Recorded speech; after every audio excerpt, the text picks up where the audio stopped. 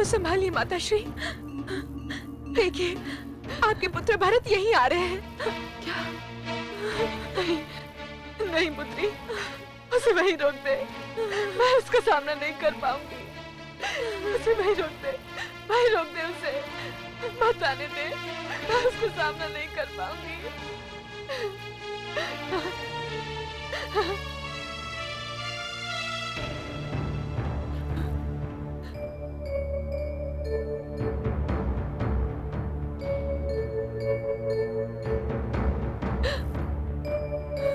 माताश्री, माता, मुझे माता कहकर मत पुकारो पुत्र। मैं संबोधन के योग्य नहीं हूँ। मैं तो बापन हूँ, अभागन हूँ। मेरे लिए तो आप केवल माता हैं। ये संबंध ईश्वर ने बनाया है और इसे कोई नहीं तोड़ सकता माताश्री। सब अनर्थ हो गया, सब अनर्थ हो गया। और इस अनर्थ का कारण केवल मैं हूं, केवल मैं। मैंने हंसती अयोध्या को रोती अयोध्या बना दिया। मैंने बहुत बड़ा पाप किया है। मुझे तो कोई क्षमा भी नहीं करेगा। किंतु माता, मैं तो आपसे क्षमा मांगने आया हूं। क्षमा? हाँ माता। मुझसे क्षमा? हाँ। जिसने स्वयं एक जघन्य अपराध किया है, उससे क्षमा? जिसने एक बसे बसाए परिवार की एकता भंग कर दी, उससे क्षमा? जिसने अपने स्वार्थ की अग्नि में अपने सुहाग तक को भस्म कर डाला, उससे क्षमा? नहीं पुत्र, नहीं। मैं किसी को क्षमा करने के योग्य ही नहीं रही। मैं तो दंड की पात्र हूँ। मुझे तो दंड मिलना चाहिए, दंड मिलना चाहिए। नहीं माता, जिस दिवस कोई पुत्र अपनी माता को दंड देने की बात भी सोचेगा, उसी दिवस कलयुग का आगमन होगा। अपराध तो मुझसे हुआ था। उस दिवस जब मैं ये भूल गया कि मैंने मर्यादा पुरुषोत्तम श्री राम के पद चिन्हों पर चलने की सौगंध दिखाई थी,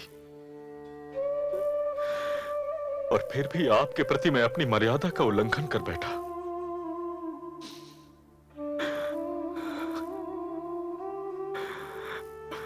माता, माता मुझे क्षमा कर दीजिए, मुझे क्षमा कर दीजिए माता। पुत्र, पुत्र, तो ये सब मेरा मन रखने के लिए कह रहा है ना? अन्यथा मुझसे कोई क्षमा क्यों मांगे? मैंने तो पाप किया है। मैंने तो अपने उस पुत्र को वनवास भेज दिया, जो हर घड़ी माता माता कहकर मुझ पर न्योछावर होता था, जो अपनी माँ को भूलकर मेरी गोद में समा जाता था। मैंने तो उस पुत्र को, अपने राम को वन वन भटकने पर विवश कर दिया। मैंने तो पाप किया है। मैं अपने पाप का प्रायश्चित कैसे करूं? कैसे करूं? माता, माता, माता, प्रायश्चित संभव है। जो भूल हमसे हुई है उसे सुधारा जा सकता है। कैसे पुत्र, कैसे? मैं भ्राता श्री राम को ढूंढने जा रहा हूं माता। मिलने पर उनसे विनती करूंगा कि वो अयोध्या लौट चले, किंतु यह तभी संभव है जब आप भी मेरे संग चलें। वो आपकी बात कदापि नहीं टालेंगे। केवल आप ही हैं जो उन्हें अयोध्या लौटा सकती है। चलिए माता, हम अपने अयोध्या की बिगड़ी हुई स्थिति पुनः संवार लें। तो चल पुत्र चल, अभी चल। मैं अपने राम के पास जाऊंगी, उसे अपने प्यार की दुहाई दूंगी। मेरा राम जहां भी हो, मैं उस तक पहुंचना चाहती हूँ। वन, पर्वत, समुद्र, अब कोई मेरी राह नहीं रोक सकता। अब कोई मेरी राह नहीं रोक सकता।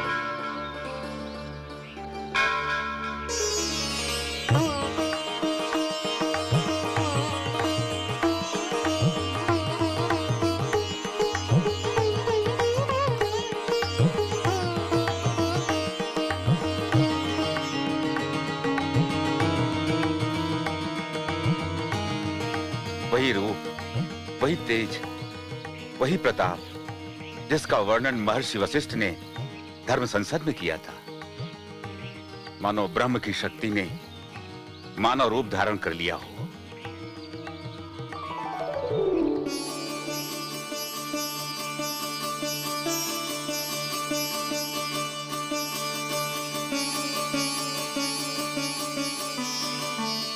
चिरंजीवी भव।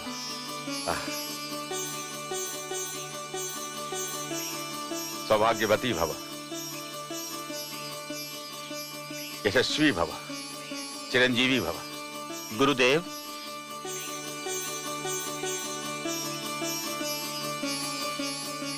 प्रणाम गुरुदेव। प्रिय शिष्यों, स्मरणीय है आज का दिन। आज हमारे आश्रम में वो पधारे हैं जिनके पावन चरण छूने से पत्थर भी नारी बन जाता है, जो इस संसार को पुरुषार्थ और मर्यादा की सीख देते हैं। आज इनके आने से हमारा आश्रम प्रकाश में नहा रहा है। नहीं मुनिवर, इस आश्रम में जो प्रकाश है वो आपके फैलाए हुए ज्ञान का है, उस संयम का है जिसकी आप शिक्षा देते हैं, उस तप का है जिसके कारण समस्त संसार आपको मुनि श्रेष्ठ कहता है। हम तीनों आज यहां आकर धन्य हो गए। शिष्यों, अतिथियों के विश्राम का प्रबंध करो। जो आज्ञा गुरुदेव। यहां से कहां जाने का निश्चय किया है?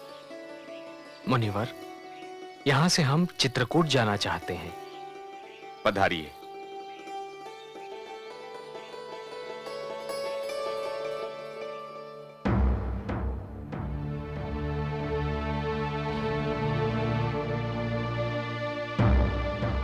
महारानी सुनाए ना, महारानी सुनाए ना।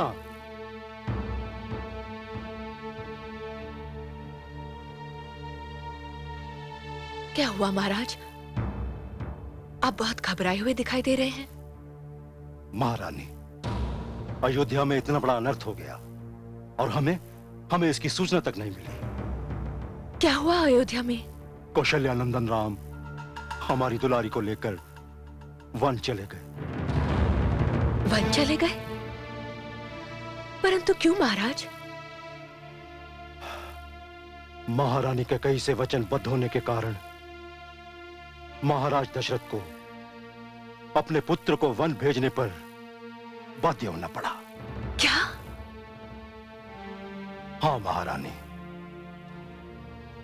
इस दुख को सहन ना कर सकने के कारण महाराज ने अपने प्राण त्याग दिए।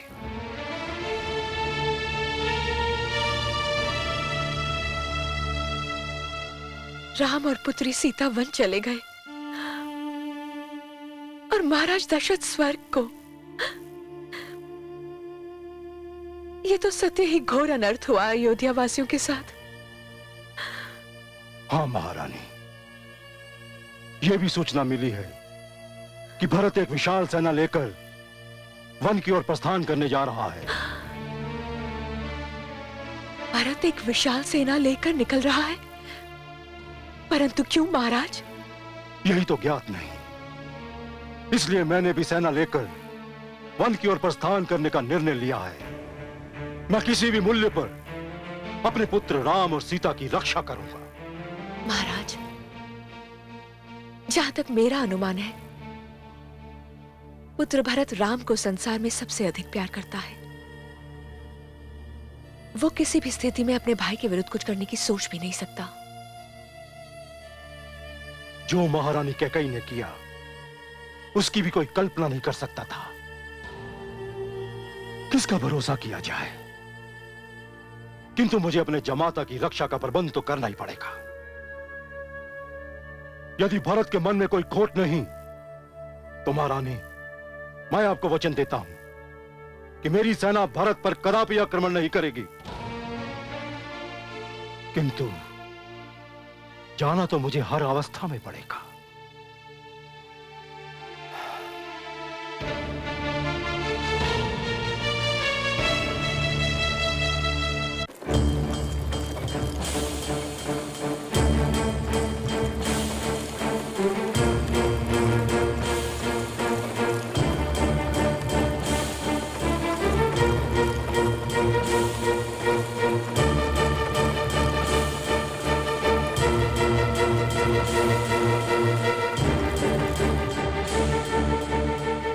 निषाद राज, निषाद राज, निषाद राज, सेना, सेना, सेना।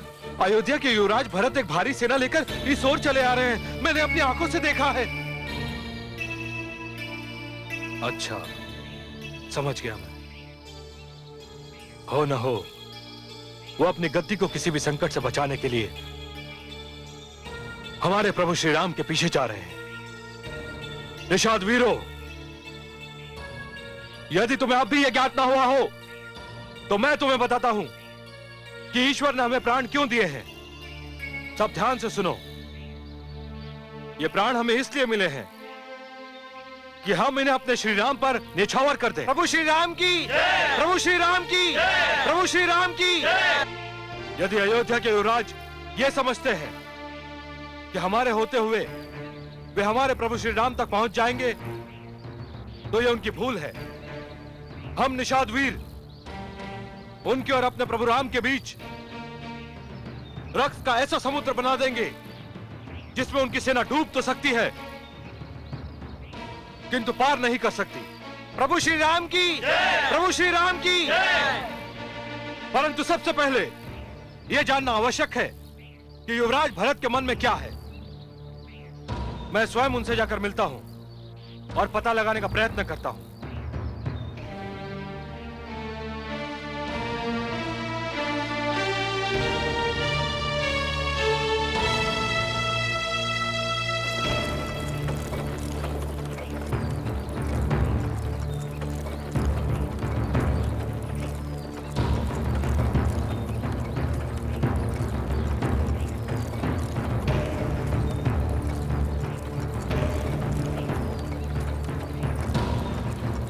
सारथी, रथ रोको सारथी।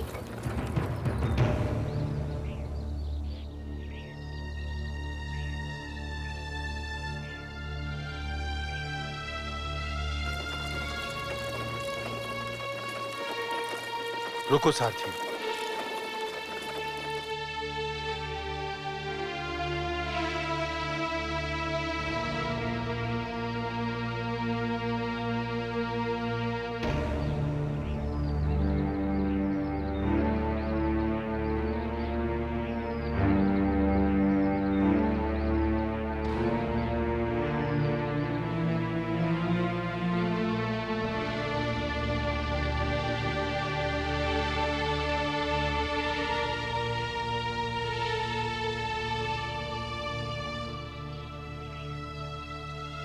ये क्या माता, आप लोग रथों से क्यों उतर आई? हम कब तक देखते रहते कि हमारा पुत्र तप्त राहों पर चले और हम चैन से रथ पर यात्रा करें? नहीं माते, मुझे तो इस मार्ग पर चलने में अपार प्रसन्नता हो रही है। हाँ माते, मुझे तो यूं प्रतीत हो रहा है जैसे इस मार्ग पर कमल की पंखुड़ियां पड़ी हों और मैं उन पंखुड़ियों पर चल रहा हूं। इसी मार्ग से मेरे भ्राताश्री, मेरी भाभीश्री एवं अनुज लक्ष्मण भी तो गए थे। इस मार्ग का तो कण कण चूमने योग्य है। धन्य है, धन्य है। भरत जैसा भाई केवल हमारे प्रभु श्री राम को ही मिल सकता है। संसार में जब भी कभी छोटे भाई के स्नेह की चर्चा होगी तो सर्वप्रथम आपका ही नाम उदाहरण स्वरूप प्रस्तुत किया जाएगा। आप हमें क्षमा कर दें। तुमने तो कोई अपराध नहीं किया। हम निषादों को भ्रम हो गया था कि आप हमारे प्रभु श्री राम का पीछा कर रहे हैं और उन्हें क्षति पहुंचाना चाहते हैं, परंतु आपकी बातें सुनकर हमारा सारा भ्रम दूर हो गया। मैं तो भ्राताश्री को अयोध्या लौटाने के लिए आया हूं। कदाचित हमारे गुप्तचर को आपकी विशाल सेना देखकर भ्रम हो गया होगा। सेना तो मैं इसलिए लेकर आया हूं ताकि जब भ्राताश्री अयोध्या लौटे तो एक महाराज के रूप में लौटे। सेना विहीन महाराज शोभा नहीं देता। किंतु निषादराज, भ्राताश्री गए किस ओर हैं? वे गंगा पार गए हैं। उन्हें गंगा पार कराने का सौभाग्य मुझे ही प्राप्त हुआ है। किंतु आप हमारी कुटिया में चले, वहीं पर हमारे प्रभु श्री राम ने विश्राम भी किया था। क्या भ्राताश्री आपकी कुटिया में गए थे? तब तो मैं वहां अवश्य चलूंगा। चलिए निषादराज। चलिए आइए।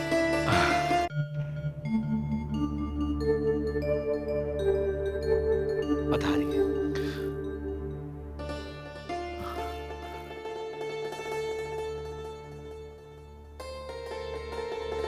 इसी शैया पर हमारे प्रभु श्री राम ने विश्राम किया था। जय श्री राम राम राम, जय श्री राम राम राम, जय श्री राम राम राम, मोरे राम भाग्य। राम राम। पिताश्री के राज दुलारे और मेरे पूज्य भ्राताश्री को इन कांटों पर विश्राम करना पड़ा। ऐसा न कहो प्रिय शिष्य, मैं राम को जानता हूं। वो क्या है और कौन है। उसने इस कांटों की शैया पर भी विश्राम किया होगा तो ये कांटे भी फूल बनकर मुस्कुरा दिए होंगे। धन्य ये शैया जिसे मर्यादा पुरुषोत्तम की शरीर छूने का सौभाग्य प्राप्त हुआ। निषादराज, आप ये बताइए कि भ्राताश्री यहां से कहां गए होंगे? उन्होंने मुझसे कहा था यदि महाराज चाहें तो उनसे मिलने चित्रकूट आ सकते हैं। इसका अर्थ यह हुआ कि वो चित्रकूट की ओर गए हैं। अब जिधर भी जाना हो कल ही जा सकते हैं। तब तक आप लोग यहीं विश्राम कीजिए।